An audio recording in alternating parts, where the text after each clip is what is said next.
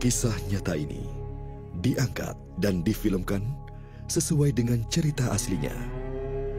Dan pada bagian-bagian tertentu telah diubah untuk tujuan dramatisasi dari kejadian sebenarnya.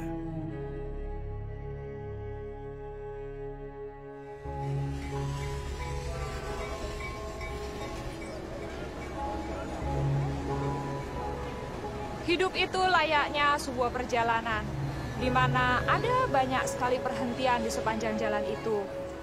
Terkadang berliku, kadang terhalang rintangan. Tapi ada kalanya indah dan terjadi hal-hal yang tidak terduga. Inilah sebuah perjalanan, jalan hidup saya. Nama saya Dini Widyaningtyas. Saya bukanlah seorang aktris, tetapi sayalah Dini yang sebenarnya dalam cerita ini. Perjalanan dimulai.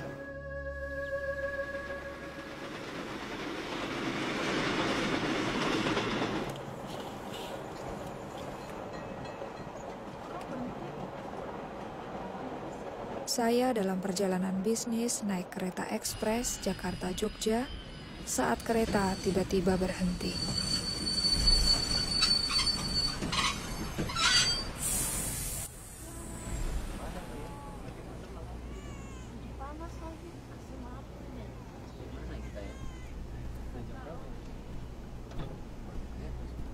Permisi Pak, kenapa kereta api berhenti? Aduh, saya tidak begitu tahu Bu ya, mungkin ada sedikit kerusakan pada mesin. Lalu kapan tahunya Pak? Saya tanya dulu sama masinis Bu. Bapak kembali lagi kan Pak? Kalian lihat kan, kita sepanjang hari bisa berhenti di sini. Saya juga jamin nih AC-nya pasti mati. Kita kehabisan udara. Duh, panas lagi. Mbak lagi lihat apa? Mereka tidak akan menurunkan kita di sini kan, Mbak? Bayangkan. Apa?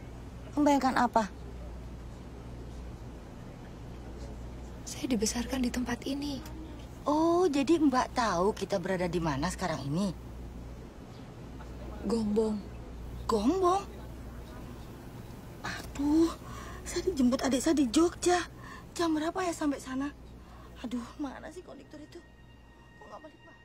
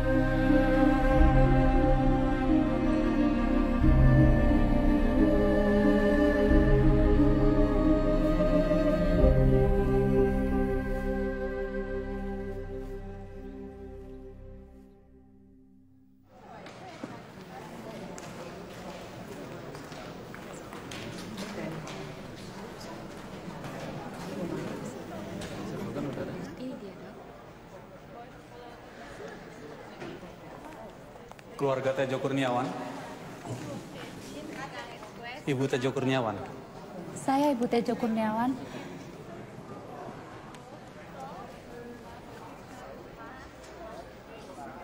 Pak Tejo mengalami serangan jantung. Serangan jantung? Bagaimana mungkin, Dok?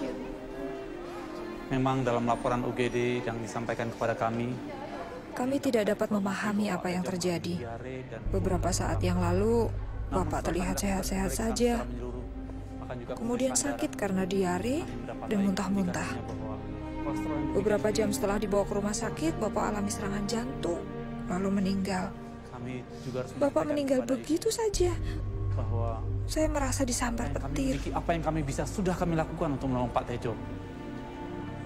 Namun Pak Tejo sudah tiada. Tak mungkin. Tak mungkin Mas Tejo meninggal. Tidak mungkin. Apa yang terjadi dengan saya? Kami turut berduka cita, Bu. Mohon maaf.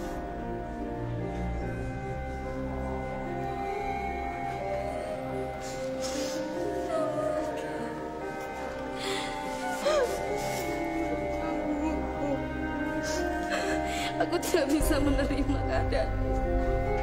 Apa yang harus kulakukan? Mbak, ada yang harus kubicarakan padamu, Mbak. Ternyata Bapak berselingkuh dengan Bule Sundari, saudari ibuku. Dia sedang hamil 8 bulan saat Bapak meninggal.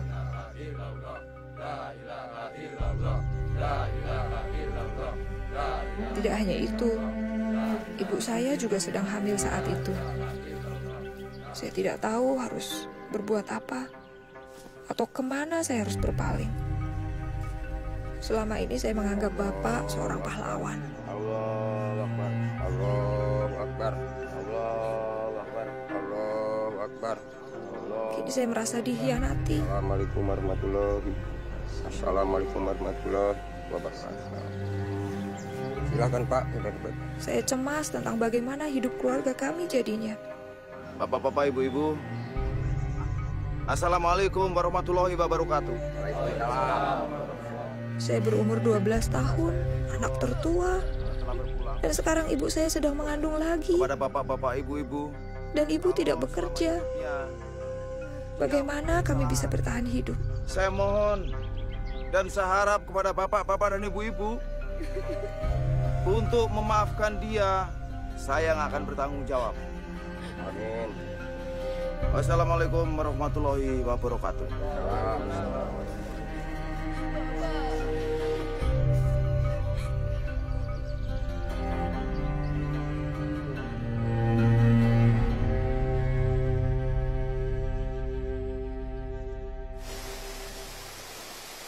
Saya pikir Bule Sundarilah yang paling menderita.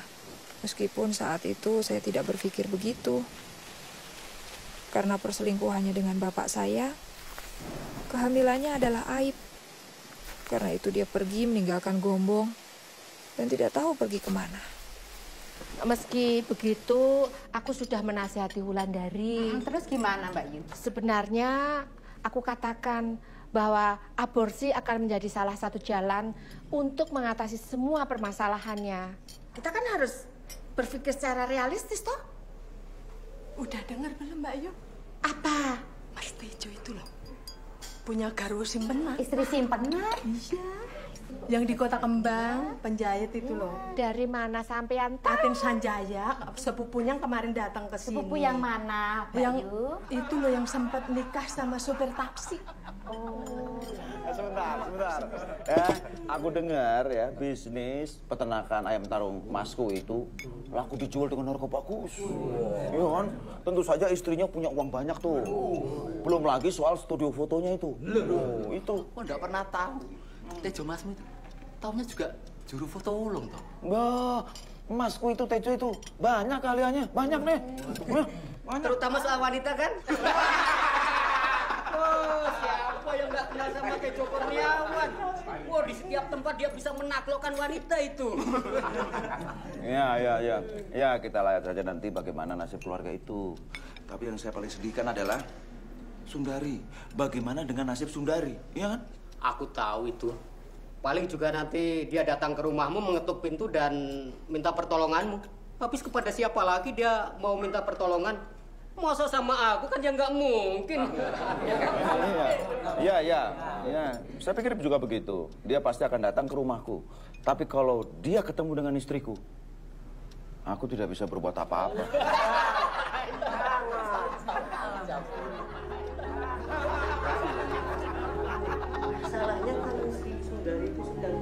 Orang-orang yang kami harapkan untuk menolong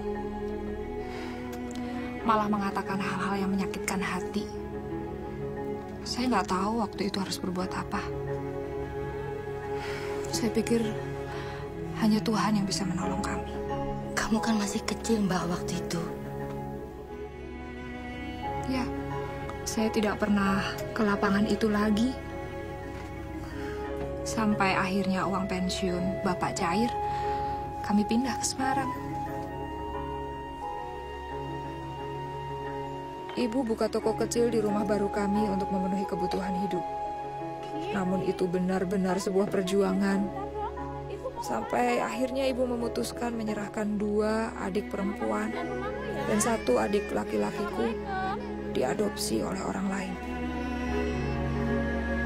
Saya juga dengar keadaan Bulik Sundari bertambah buruk. Setelah anak laki-lakinya lahir, dia pindah ke Sukoharjo dan tinggal dengan nenekku. 2 tahun berlalu, itu tahun-tahun yang sulit untuk dilalui.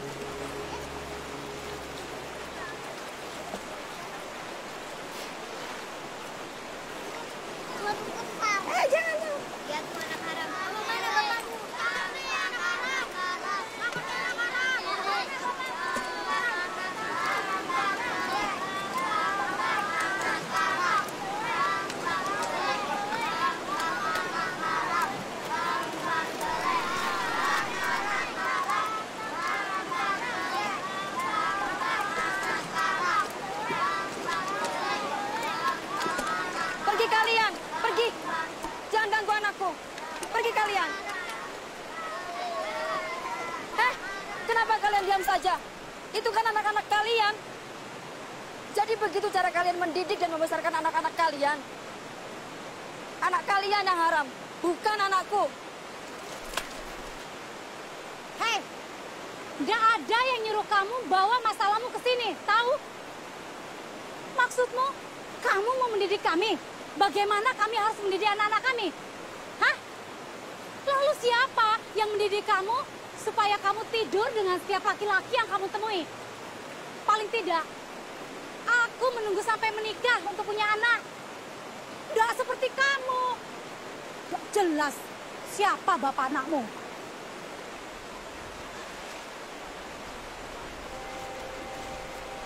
Siapa bapak anakmu?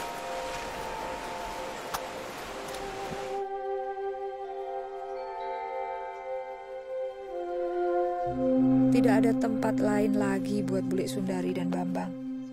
Mereka meninggalkan Sukoharjo dan datang ke Semarang. Bertentangan dengan keinginan saya, ibu ternyata mendengarkan permohonan Bulik Sundari dan memutuskan untuk menerima mereka. Bagi saya waktu itu, masalah sudah cukup banyak.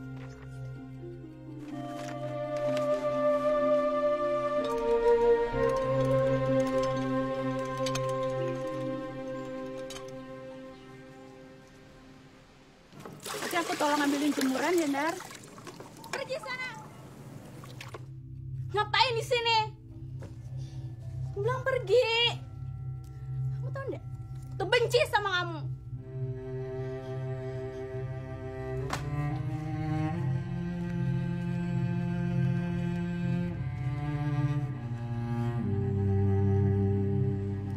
Kamu disilakin dari?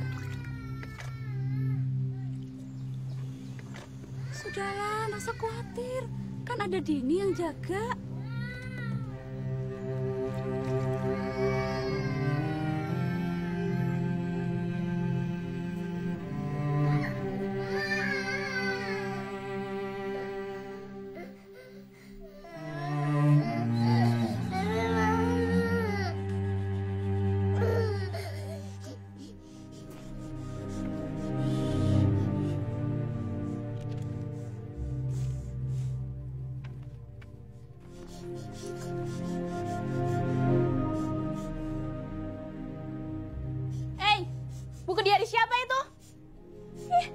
Apa hak bule baca buku diari orang?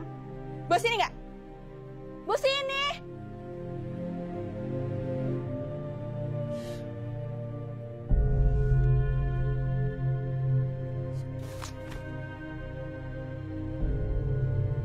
Ketika saya lihat bule Sundari baca buku harian saya nggak tahan lagi. Lagi pula, hal-hal kejam yang saya tulis tentang dia dan Bambang benar kok. Setidaknya benar bagi saya. Akhirnya, saya mengatakan kepada ibu untuk memilih saya atau mereka. Mestinya saya senang bule Sundari sama Bambang kembali ke Sukoharjo. Tapi kemudian kemarahan saya kepada mereka beralih kepada ibu. Saya tahu ibu akan menikah lagi. Itu sebuah keputusan yang tidak dibicarakan dengan seorang pun di dalam keluarga. Dan saya mulai berpikir, apa gunanya sholat 5 waktu? Atau nggak boleh bohong di sekolah? Atau apa gunanya menjauhkan diri dari dosa? Kalau akhirnya toh saya tidak bisa masuk surga karena tidak dapat memaafkan ibu. Semuanya itu membuat saya marah. Sampai akhirnya saya berkesimpulan untuk tidak lagi peduli pada agama. Saya tidak peduli dengan sopan santun. Saya hanya ingin bebas. Saya ingin melakukan apa saja yang ingin saya lakukan. Dan saya memutuskan tidak seorang pun dapat menghalangi saya, termasuk agama.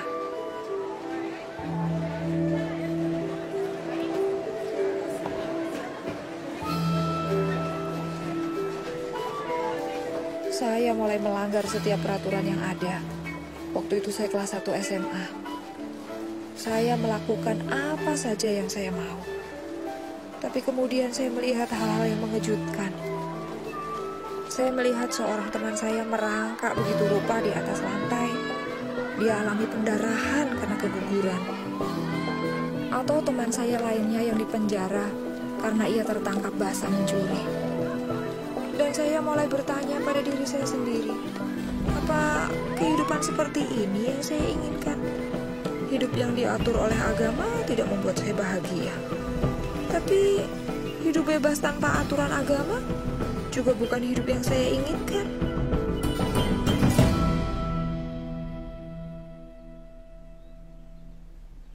Kemudian Ramadan tiba, dan saya mendapati diri saya kembali kepada iman saya. Setelah sekolah, saya mulai menghabiskan waktu dengan membaca buku-buku agama dan mengaji. Saya mulai membaca Al-Quran dengan tulus dan merasakan keinginan yang besar untuk lebih dekat dengan Allah. Saya benar-benar ingin mendapatkan kedamaian.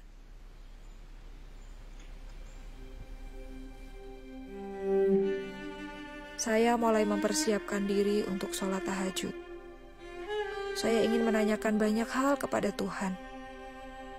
Dan saya punya keyakinan yang kuat bahwa apapun yang saya minta malam itu, Tuhan akan mendengarkan saya dan memberikan jawabannya. Allahu Akbar. Allahu Akbar.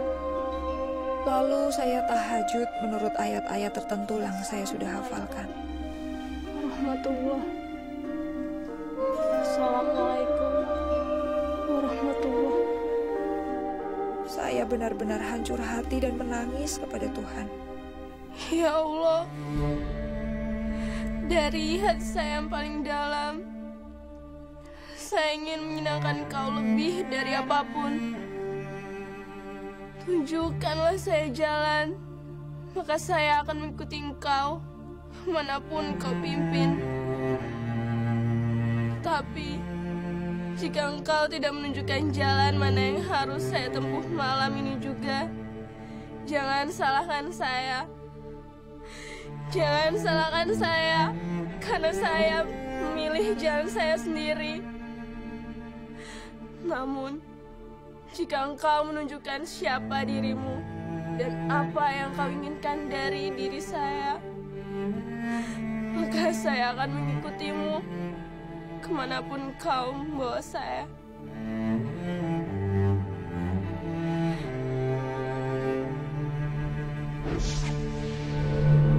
pada saat itu cahaya terang tiba-tiba muncul di hadapan saya. Kemudian membentuk sesosok manusia yang memakai jubah putih. Saya tidak dapat melihat dengan jelas wajahnya, tapi kehadirannya entah mengapa memberi saya ketenangan dan keyakinan. Dan tiba-tiba entah bagaimana saya menyadari bahwa dia adalah Isa. Dan dia berkata, "Ikutlah aku."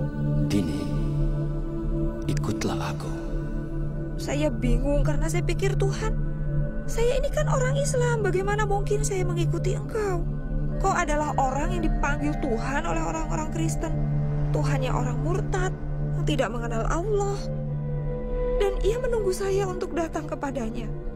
Air mata saya mulai menggenangi wajah, dan akhirnya saya berkata, "Tuhan, jika ini adalah jalan kebenaran, maka saya ingin mengikuti Engkau." Pada saat itu saya merasakan damai yang belum pernah saya rasakan. Saya melihatnya tersenyum dan kemudian pelan-pelan pergi.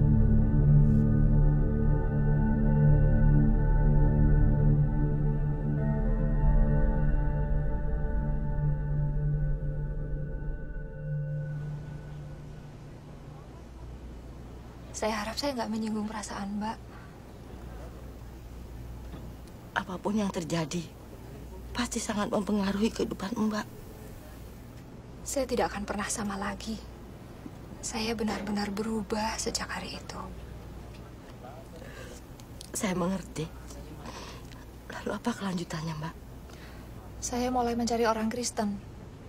Di desa saya tidak ada satu orang pun orang Kristen. Tapi di desa seberang ada. Saya mulai ke sana. Mula-mula mereka takut karena saya meminta satu Alkitab pada mereka. Tapi kemudian mereka memberikannya dan saya mulai membacanya. Semuanya itu saya masih berusaha untuk sembunyikan dari ibu. Tapi nggak lama kemudian ibu tahu.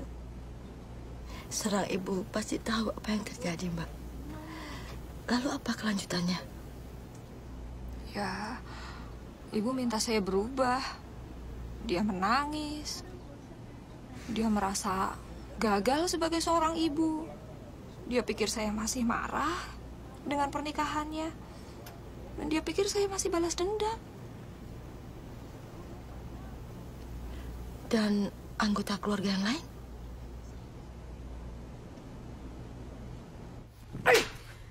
Terkutuk kamu! Kamu sudah bukan anggota keluarga ini lagi! Arif, jangan terlalu kasar. Dia masih perlu waktu untuk memikirkan kembali. Tapi dia sudah diberikan cukup banyak waktu untuk memikirkan ini kembali. Cukup! Cukup! Aku telah berjanji kepada Tuhan. Jikalau Ia telah menunjukkan jalan itu kepadaku, aku akan menurutinya. Aku tidak bermaksud untuk melukai siapapun di ruangan ini. Tapi aku telah membuat keputusan. Duk, Dini, ibu dan ayahmu juga sudah membuat keputusan. Sebagai orang Islam, yang sekaligus orang Jawa, mempunyai tanggung jawab dan kewajiban yang sangat berat, yaitu membesarkan dan mendidik anak-anaknya. Kewajiban anak-anak adalah menghormati, tunduk, dan taat kepada orang tuanya. Jika kamu masih tetap saja senantiasa memilih jalan hidupmu sendiri dalam soal agama, maka kamu juga harus bertanggung jawab untuk hidupmu sendiri. Kamu tahu apa artinya itu? Kamu harus mencari uang sendiri untuk segala sesuatu. Makan, sekolah, tempat tinggal, semuanya. Semuanya! Duk, Dini, maksud pamanmu itu berarti kamu sudah tidak lagi mempunyai hak untuk meminta segala sesuatu pada orang tuamu. Mengerti? Nah, sekarang ambil barang-barangmu dan pergi. Cepat!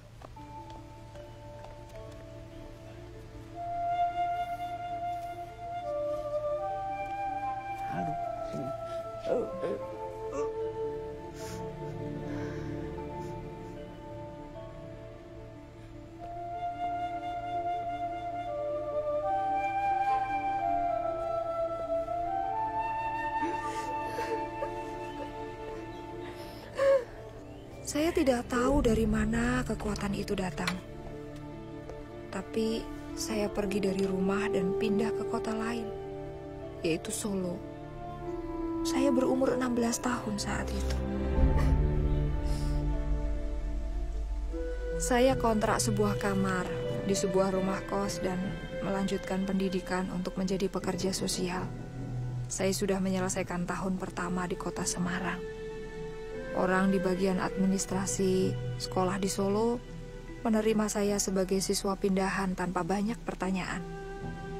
Usai sekolah, saya bekerja setengah hari dan berhasil bertahan hidup. Saya berpikir, jika sesuatu berjalan tidak sesuai dengan rencana, saya bisa datang ke rumah nenek dan minta bantuan. Saya tinggal di Solo selama 3 tahun. Saya cukup sering datang ke rumah hanya untuk berkunjung saja. Kemudian setelah saya lulus dari sekolah, saya dapat pekerjaan di Semarang. Kemudian saya kembali. Pertama-tama sih memang sulit, tapi akhirnya segala sesuatunya jadi normal. Lega rasanya. Akhirnya berakhir juga ya, Mbak. Mereka pasti berjuang untuk bisa memaafkan. Sebenarnya orang yang paling berjuang untuk memaafkan itu saya, Mbak. Bukankah orang-orang Kristen harus bisa saling memaafkan? Iya, benar. Hanya kadang-kadang jaraknya sangat jauh. Yaitu dari sini sampai ke sini.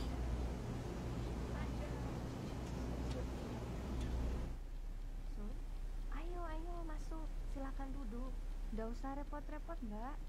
Kamu kelihatannya capek sekali. Ya, saya nggak capek, cuma khawatir. Mbak, aku pikir kalau kami pindah kemari, Bambang akan berubah.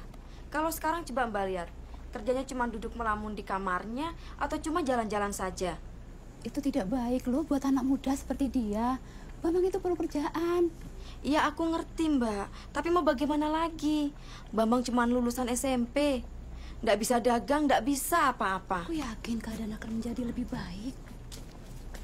Ini ada sedikit makanan untuk dibawa pulang.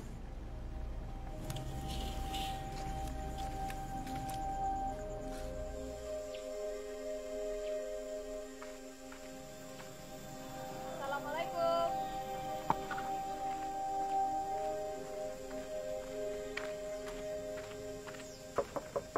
Assalamualaikum. Waalaikumsalam. Hai, aku Dini.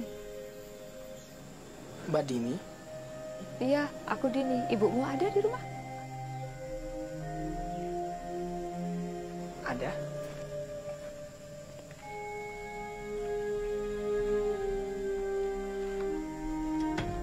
Bu, Mbak Dini datang.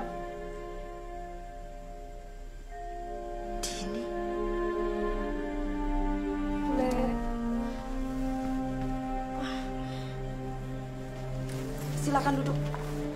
Din, mau minum apa, Din? Nggak usah repot-repot, Bule. Beberapa hari lalu, saya dengar pembicaraan Bule sama Ibu.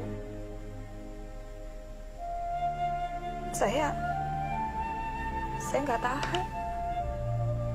Maafkan saya. Perlakuan saya selama ini begitu buruk pada kalian. Maafkan saya. Sudahlah, Din. Saya begitu malu. Aku mohon maafkan aku. Atas semua hal yang buruk yang pernah aku lakukan pada kalian. Aku mohon maafkan aku. Aku menyesal. Sudahlah, Din. Bule sudah memaafkan.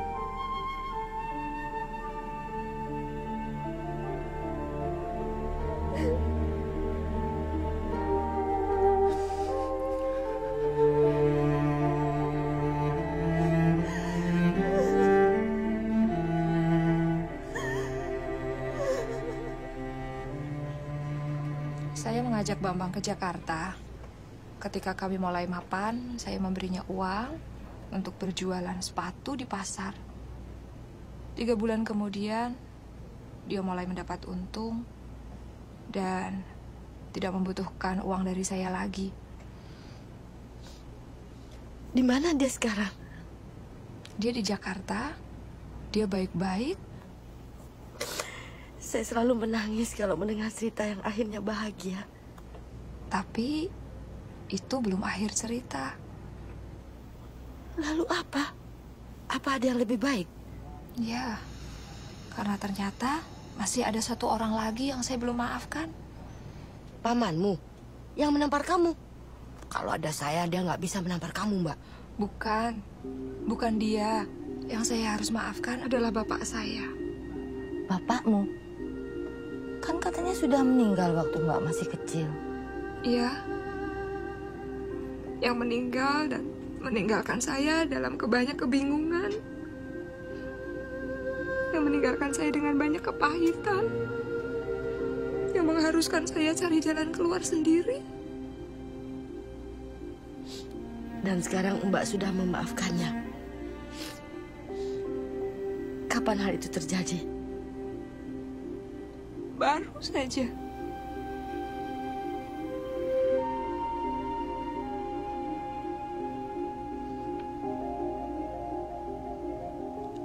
Mbak lihat kuburan di seberang jalan sana? Iya, saya melihatnya. Bapak saya dikuburkan di sana. Sampai kereta berhenti tadi. Sikap saya yang tidak mau memaafkan Bapak ikut terkubur juga di situ. Tapi Tuhan itu Maha Pengasih. Tuhan tidak menghendaki saya mengambil sikap sesuai pengertian saya sendiri. Tuhan berkata kalau kita ingin dosa kita diampuni, kita juga harus memaafkan orang-orang yang bersalah pada kita.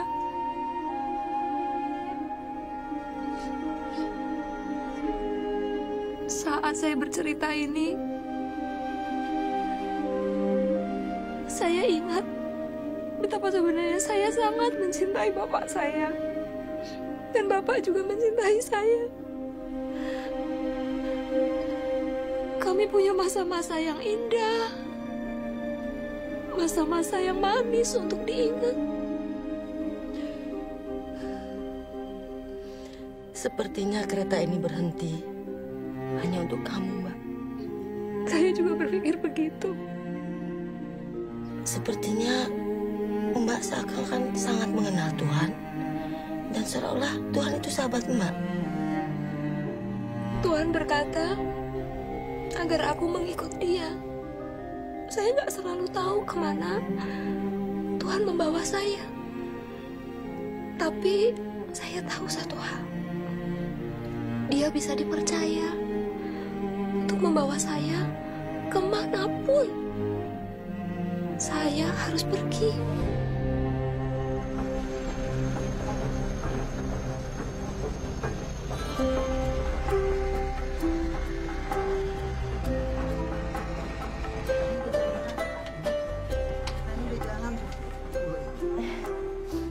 Akhirnya jalan juga, Mbak. Iya. Kita berangkat. Iya, kita berangkat. AC-nya juga nggak dimatiin. Nggak dimatiin. Saya pikir ceritanya berakhir di sini sekarang. Atau marah baru mulai. Apa yang ini akan berakhir lebih bahagia? Mbak lah yang harus kasih tahu akhirnya itu